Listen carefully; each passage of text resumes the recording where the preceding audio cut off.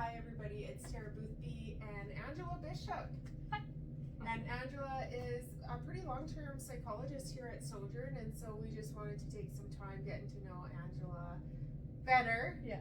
I know you pretty well, Yeah. but you guys are gonna get to know Angela a little bit better. So I guess for you, Angela, when you explain your job, how do you tell people what you do?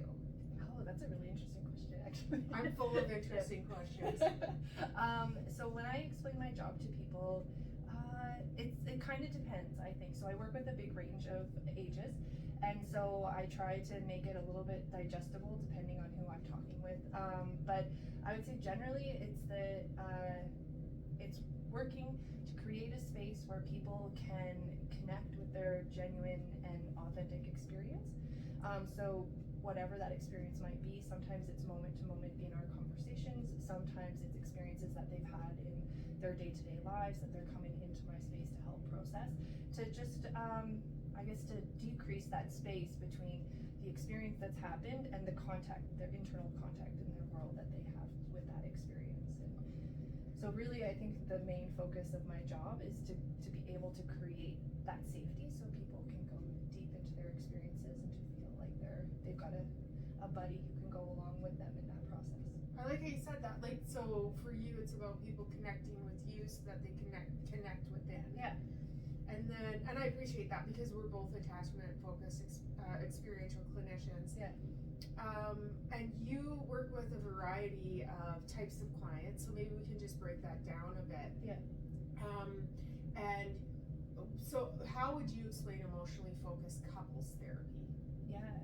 So the way I see emotionally focused couples therapy is the couple and the therapist are working together. It is a different type of modality where the therapist becomes part of the process, I think, which is different from other ways that couples have acted or gotten services in the past at times. And so that looks like we are working together to kind of make sense of, to figure out and to explore what happens in really hard moments between the members of the relationship. And so sometimes there are patterns, sometimes there are things that become predictable, and we can start to notice those in day-to-day life. So as we explore it, as we slow it down in my room, in my session, couples are able to then take that experience and then apply it outside and say, oh, that thing is happening again, or this is that thing we were talking with Angela about. And that helps them slow it down so that in those moments they can connect with what's going on, and then it becomes more of a choice. Like, okay, instead of this automatic sort of this is just the way it goes and this is how it always is going to go, it becomes like, wait a second, this is what's going on, and is this the way I want it to go? Is this what's going to happen, or is there room for us to do something different? So using emotionally focused therapy, it helps us slow it down for the couple, it helps us slow it down for each member of the couple, and gives them that space and that capacity to kind of choose what it is they're going to do going forward from there. That's awesome. Yeah.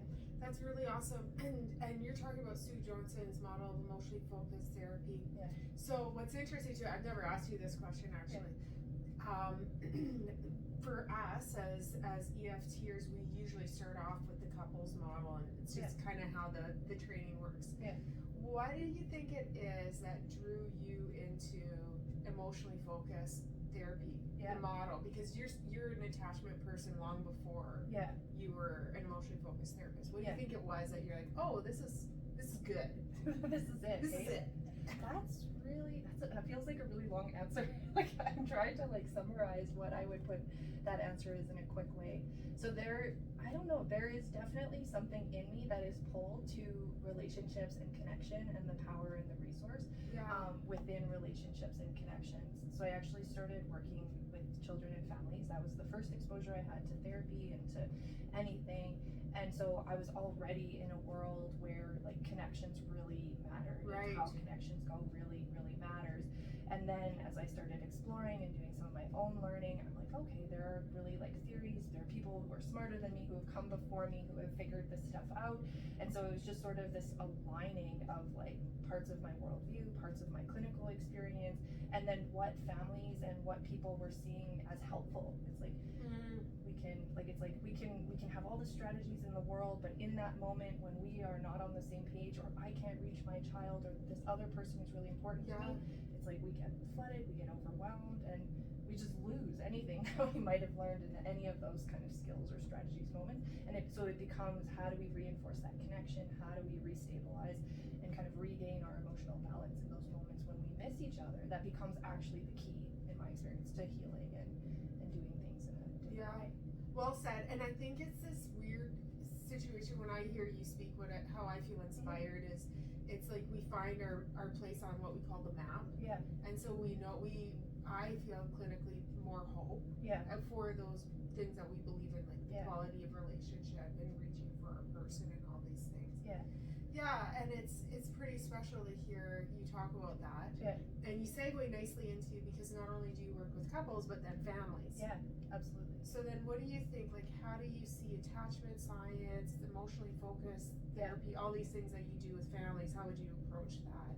Yeah, with families it is a lot more complicated. There's just more moving pieces, there's more parts to the puzzle that come alive. And then it's not just the couple in the room, it's like you're bringing the children in, and when you bring the children in, you're bringing in schools and you're bringing in daycares and all of these other members. Like, you're bringing in the whole village when you're working with families.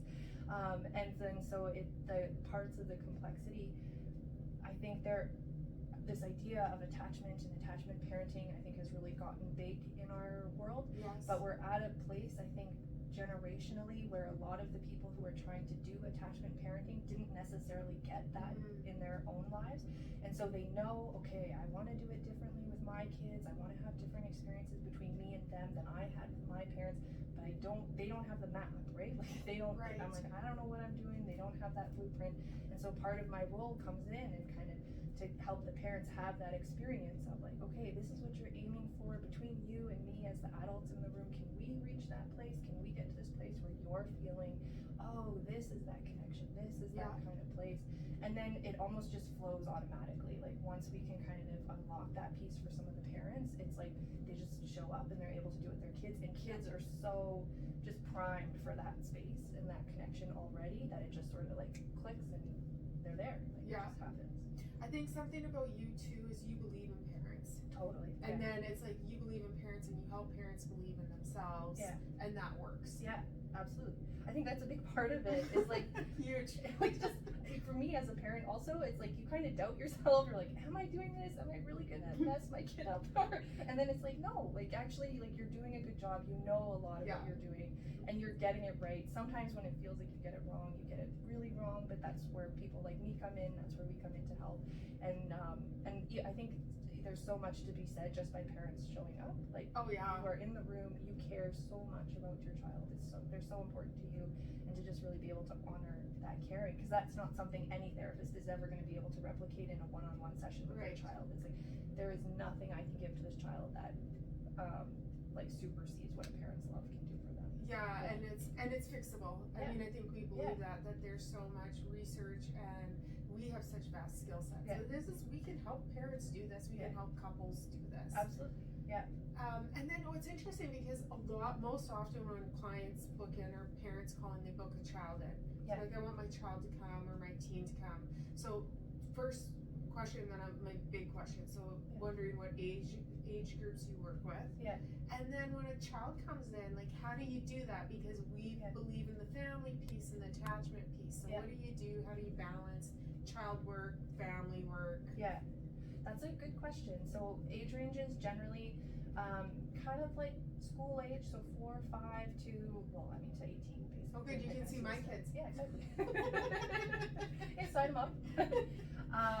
And then your other question in terms of like navigating that, it does become, because I am pretty transparent in my practice, and I do try to be really collaborative. So I try to sort of put my cards on the table right from the beginning to say, like, this is how I'm coming at it. I do come at it from an attachment lens. I do really prioritize the importance of parents in this process.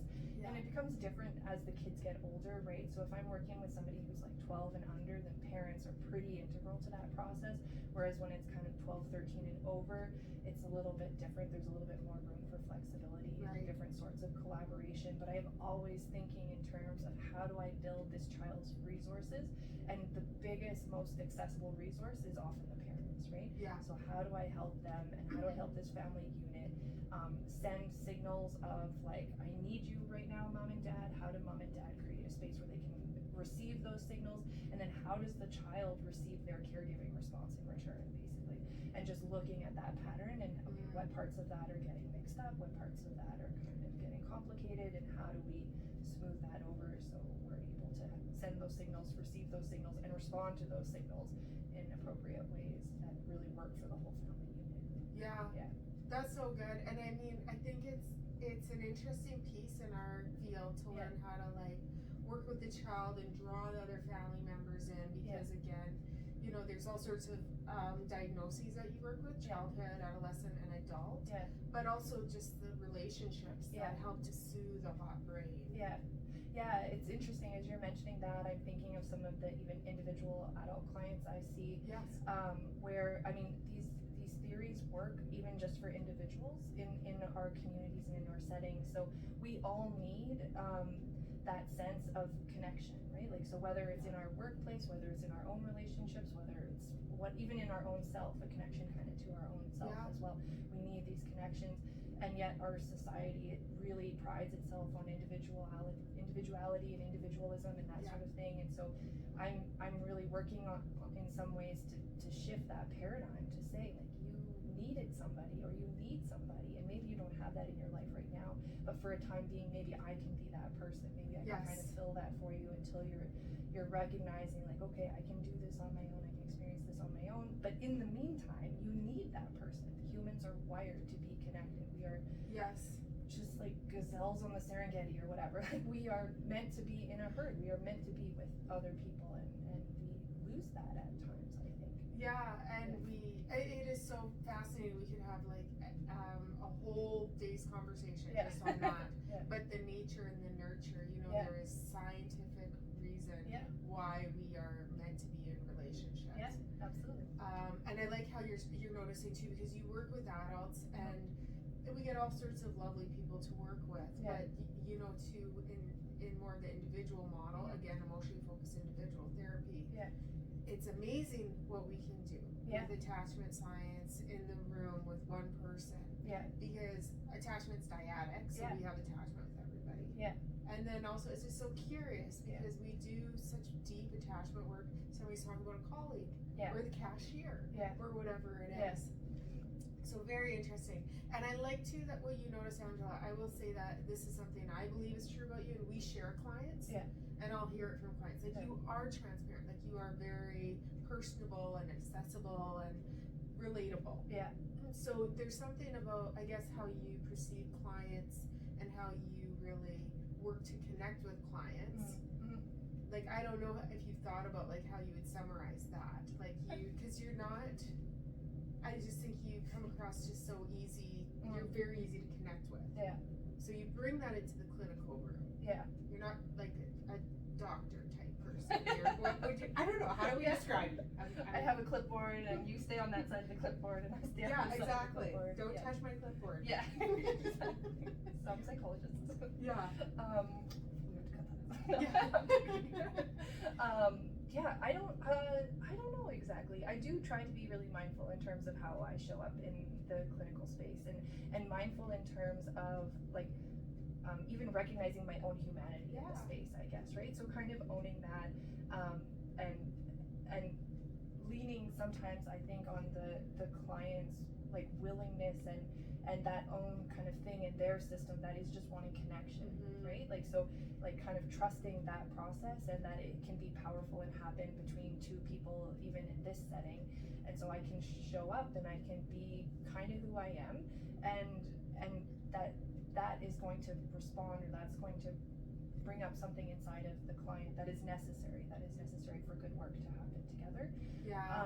And so it is I think it's a balance where I try to create a space where I'm able to prioritize the client, and the focus is on the client, but also recognizing like part of therapy is relational. Like, they are coming to me rather than reading a self-help book or listening to a podcast, because there's something calling inside of them, like, I need another human to help me with this.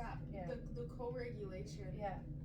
And we bring the, you know, it takes a lot of trust for us as clinicians to trust ourselves to bring our humanity and our attachment system in the room. Our attachment system's in the room. So somehow you've made peace with that and you've trusted the process. It makes it look easy, but actually it's a really hard thing to do. Oh, I think so. Absolutely. And then what's interesting, because it's just a natural segue, this isn't planned, but it's a natural segue into, as well, you do EMDR. And EMDR is just really, really dependent on our central nervous system in a different way, clinically. Absolutely. So how do you explain how you use EMDR? Who do you use it with? You know, what is it? That's a really tricky question. So the way I explain it to clients, because I need to get their buy-in at times, is I will say, I'll be open, I'll say, this is kind of weird. I'm going to show you this thing, and I try to be transparent. I say it works in about 80% of cases, but not all of them, so we're going to try it. But essentially what it is we are going to try and activate parts of your brain that are connected to, normally it's trauma, like a traumatic or really hard or really difficult memory. And what we're going to do is we're going to use bilateral stimulation in the moment. So what I typically use in my practice is the tactile stimulation. So they're holding a device that kind of buzzes and vibrates back and forth, left and right, left and right, left and right. And while they're holding this device, the client and I are working together to kind of light up parts of their nervous system, parts of their memory relating to traumatic episodes or really hard episodes. And what this does, this process all combined together, is it works to kind of help, I guess, initiate the natural healing processes within our own nervous system, so that it's like your body and your brain and your nervous system can digest this memory, this really awful thing that happened to you.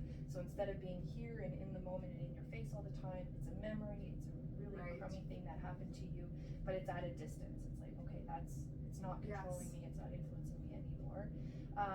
And like I said, it works in about 80% of cases, and when it does, like, clients find a lot of relief, like even in the first session.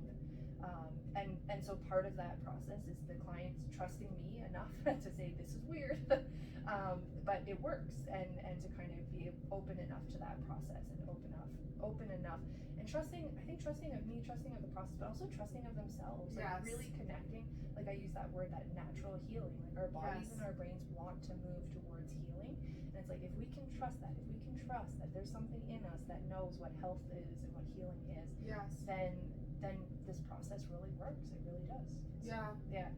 That's really well said. And maybe too, it's like, when I can't trust that I can heal, but at least I can trust that Angela believes in healing. And then we can try things like EMDR, or even like emotionally focused therapy takes trust as well. They all do family work, parenting stuff. It's so hard because we all feel like shitty parents at times. Oh, totally. And so, any other things that you just sort of would think to notice about yourself as a clinician, or you want clients to know about you? That's a really good question. It's a very broad question. It is, Like, you've been in the field for a long time.